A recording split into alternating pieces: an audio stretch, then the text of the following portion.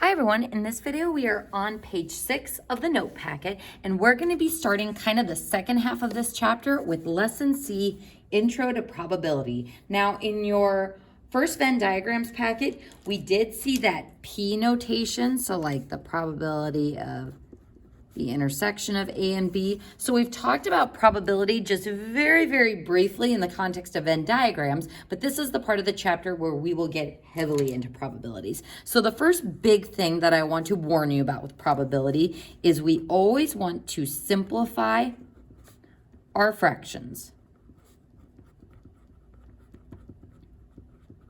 And later follow rounding rules. So for the most part in this chapter, we're going to be dealing with fractional probabilities, but later we'll start getting into some more complicated decimal probabilities. So folks, we are going to go ahead and just introduce some of the vocab involved with probability, starting with sample spaces. So in probability, an experiment is an activity or occurrence with an observable result, such as flipping a coin. Each repetition of an experiment is called a trial. So if I flip a coin once, that would be a trial. The possible results of each trial are called outcomes. So maybe the outcome is that I get a head. The set of all possible outcomes is the important part. Set of all possible outcomes for an experiment is the sample space. So folks, when we think about the sample space for an experiment, this pretty much means the same thing as the Venn diagram definition of the universal set, which is why probabilities have already come up once before in our Venn diagram packet. So, a sample space for the experiment of tossing a coin is made up of the outcomes, heads and tails. So, if S represented the sample space, then this would be the universal set, which contains all possibilities for what we can get in that experiment. So, if I'm only tossing a coin once, those are the only two outcomes that I can get. And technically, I know the coin can land like on its side so that it's not heads or tails, or it can be lost as it rolls off the table, but we're not going to look in those special cases. We're just going to think about the basic probability. So we call individual parts or individual trials the events as well. So the event could be I flipped a head. Another event could be I flipped a tail.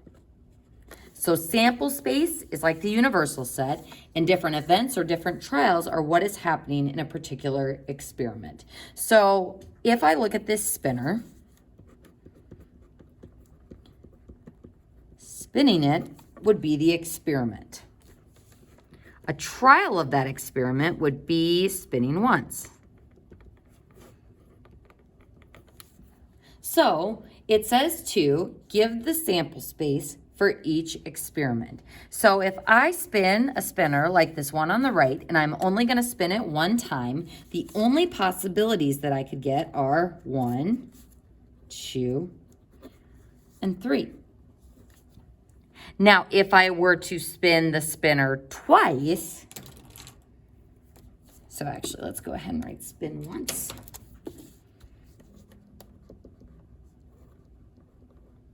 If I were to spin twice,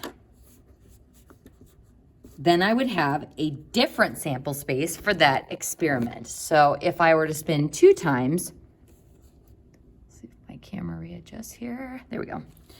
Then I could get 1, 1, 1, 2, 1, 3, or 2, 1, 2, 2, 2, 3, and then 3, 1, 3, 2, 3, 3.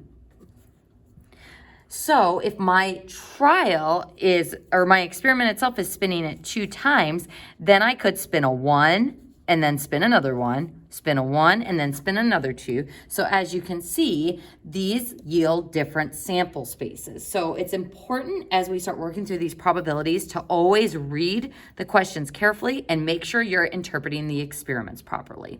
Now if I had had more time to fix And update the note packets. This should be biological sex. So the biological sex of the children for a 3-child family. And we're going to add in a scenario. If order doesn't matter. So if the order that the family has the children doesn't matter, then the family could have all females, FFF, 3-child family. They could have all males. They could have 2 females and 1 male, or 2 males and 1 female. So how many outcomes are there? 4 outcomes. 4 outcomes. Now, what if I say birth order does matter? So if birth order does matter,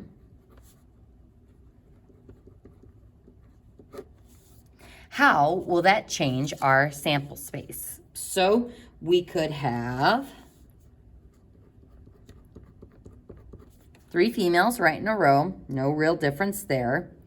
And same with if I have 3 males in a row, there's no difference there. But now, what if I have 2 females and a male? I could have 2 females and then the 3rd child is a male. I could have a female, then a male, then a female. Or I could have a male, then 2 females. So instead of just having this one of, 2 females and 1 male, doesn't matter what the order is, we have 3 different outcomes yielding kind of that same result. So this is going to be kind of a springboard for us when we start moving on to Unit 9, because we talk a lot about order mattering and order not mattering and how that yields different sample spaces. So let's go ahead and state the rest of our sample space. When we have 2 males, it will just be the flip of all the ones that we just did. So male, male, female, male, female, male, and then female, male, male. Let's put some commas in there. And that's it. That would be our sample space. So as you can see, folks, kind of lining things up and organizing them to make sure I've gotten all possibilities will be a strategy that we will continue to use. So how many outcomes did we have here? 1, 2, 3, 4, 5, 6, 7, 8 outcomes.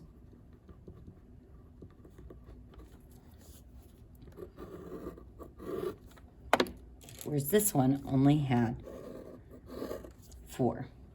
So sample space, and then the outcomes is the number of elements in the sample space.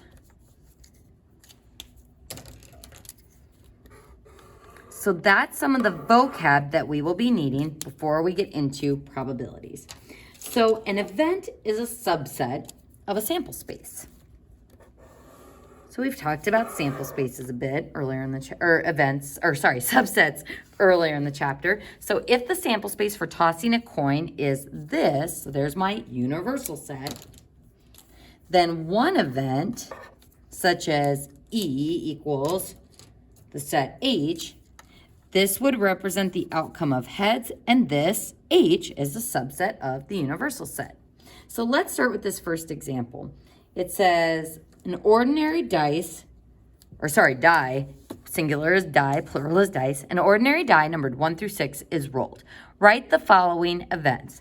The die shows an even number, the die shows a number less than 5, and the die shows a multiple of 3. So first, let's start by stating our sample space. If we're rolling a die numbered 1 through 6, then our sample space would be 1, 2, 3, 4, 5, 6. So what is the subset, or what is the event where the die shows an even number?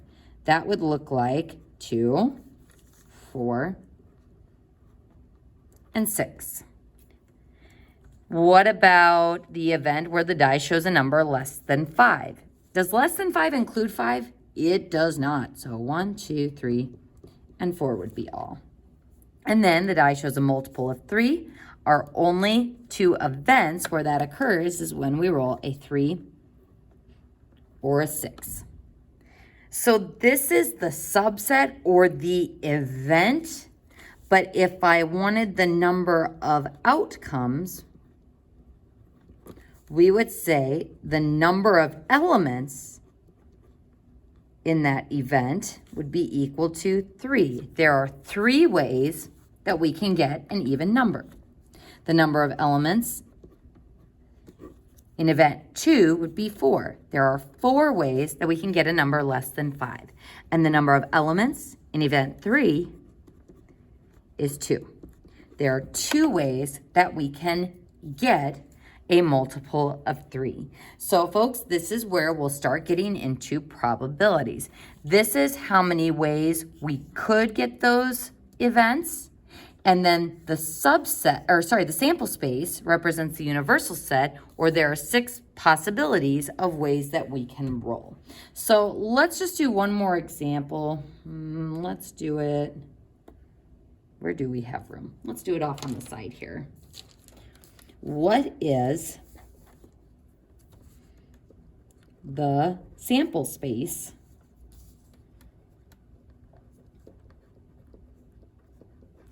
of rolling a normal die, that means a 6-sided die, and tossing a coin?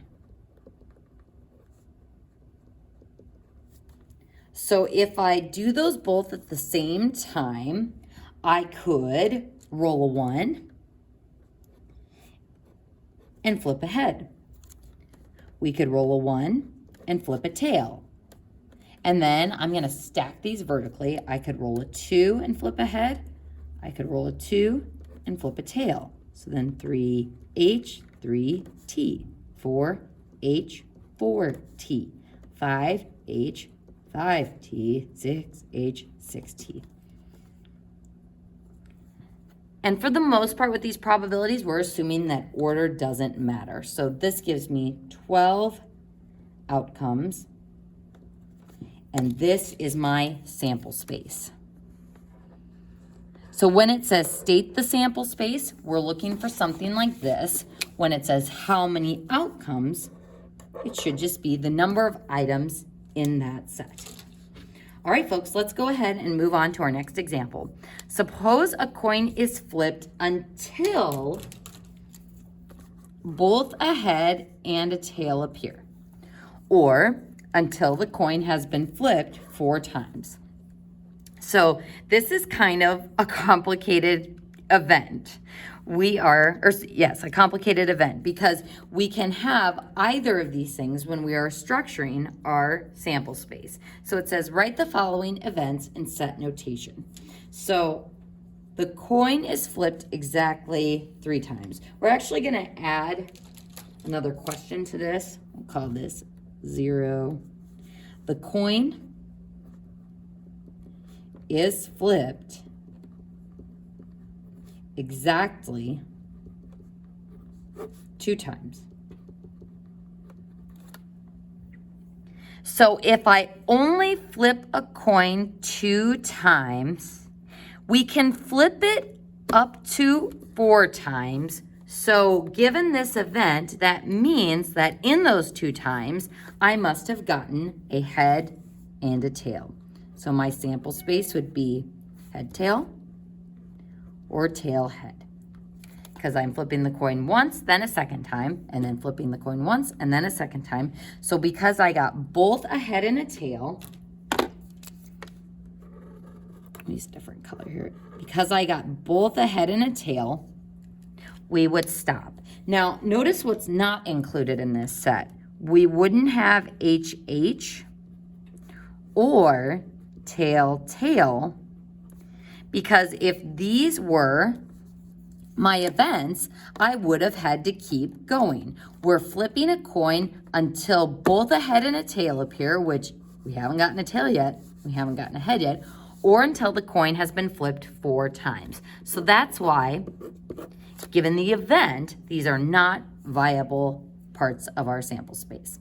So let's go ahead and look at our next one. The coin is flipped exactly 3 times. So in these 3 times, I would need to get a head and a tail. So maybe I do a tail, then a tail, and then I get a head. Or maybe I did a head, and then I got a tail. Now, if you're wondering, what about head, tail, tail? Or tail, head, head? These are not viable given our event because it says we need to flip until both the head and tail appear or the coin has been flipped 4 times. In these ones, I got a head and a tail after the first 2 flips, so I wouldn't roll a 3rd time. Same with here. I got the tail and a head, so I wouldn't be flipping it a 3rd time. And because I am looking for the coin being flipped exactly 3 times, that's why these are not part of that space. So these and these. All right, folks.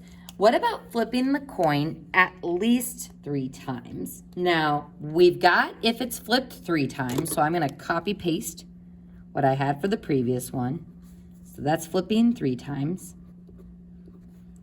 Now, if it is flipped 4 times, maybe I got all tails and then a head right at the end.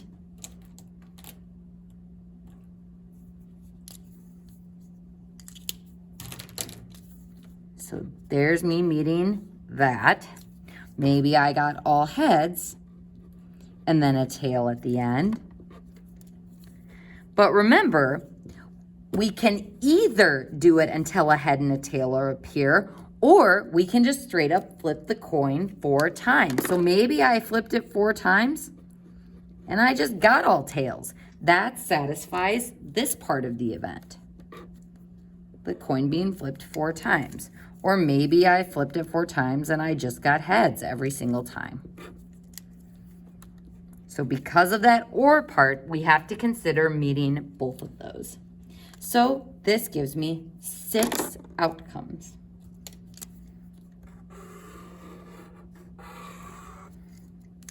So 2 outcomes, 2 outcomes, and 6 outcomes.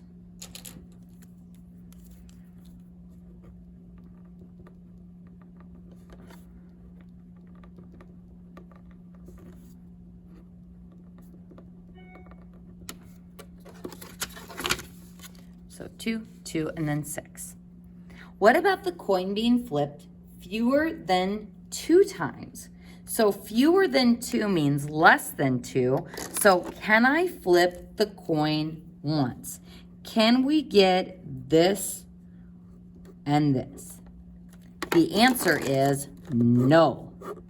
Because rolling just one head doesn't satisfy this first one. I'm supposed to flip the coin until a head and a tail appear, or until the coin has been flipped 4 times. So me flipping it just once, we say, is the empty set or an impossible event. Ooh, scary stuff there. We're going to add one more question to the end of this one. What about the coin is flipped at least 2 times? So at least 2 times means 2 or more. So we've got how many it takes to do at least 3. And we've got how many it takes to do exactly 2. So 2 and 3 or more, we can put those sets together to get our total sample space here. So at least 2, here are my options for flipping twice. 3 or more, so at least 3. Tail, tail, head, head, head, tail, tail, tail, tail, head, head, head, head, tail, tail, tail, tail, tail, and H, H, H, H. Whew. So how many outcomes did we get here? 8 total outcomes.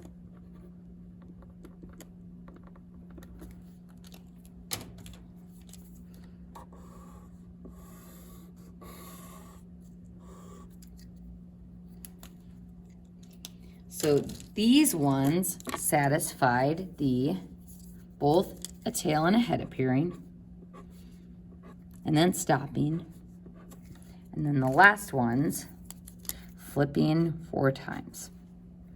And again, what we did was we took this set and added it to that set because that represents at least 2. And that concludes page 6 of the notes.